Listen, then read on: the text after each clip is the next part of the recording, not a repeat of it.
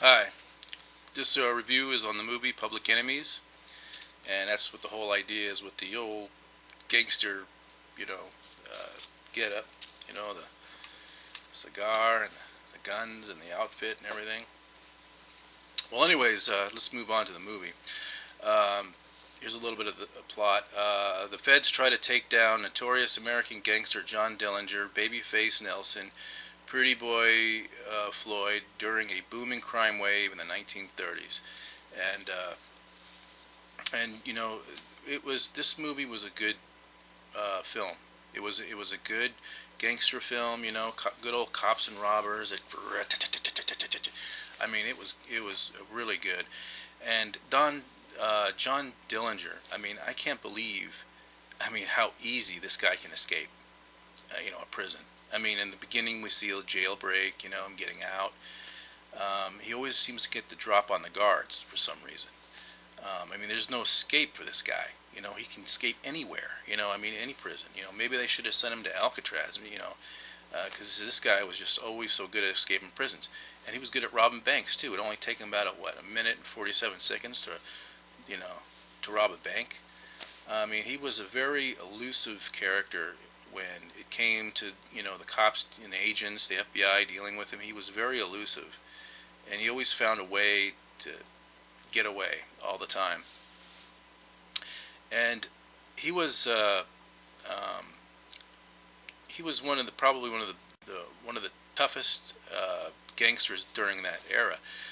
Gangsters back in those days, and I didn't live back then, but I've always, I watched the History Channel and read books and stuff, and hear my grandparents.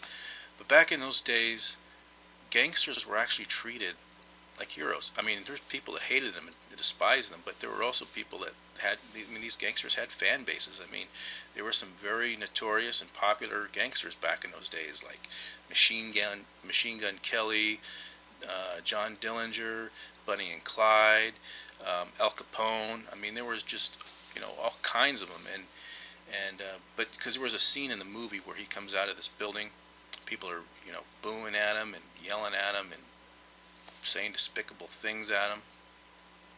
And but then uh, later down the road, um, he gets people are applauding him and clapping him and cheering for him down the road. And so these gangsters basically did kind of get support from the public. It was unbelievable. Um, and but I think Johnny Depp did a good job as John Dillinger, because I've seen pictures of John Dillinger in books and stuff, and it looks just like Johnny Depp. So I think they did a good job for selecting him for the movie. I think Christian Bale's character, who played Melvin Purvis, Agent Melvin Purvis, I think he did a good job. And really, this movie was really good. I believe it was good. I'd certainly like to see it again, and I think it's probably going to go down as one of the best movies of the summer. Excuse me for 1 minute. I think it's going to be definitely one of the best movies of the summer.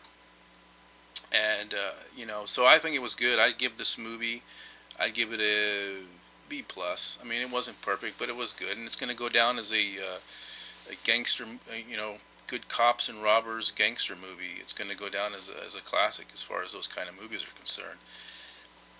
And so I really enjoyed the film. But see, I think the reason why things were back the way they were back in the 1930s was because there were really desperate times. People didn't have money. It was a Great Depression.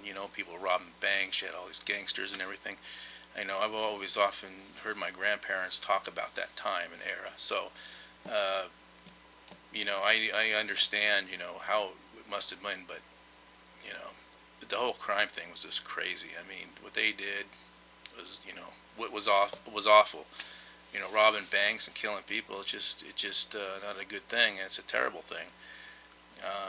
But that was the sign of that was the times.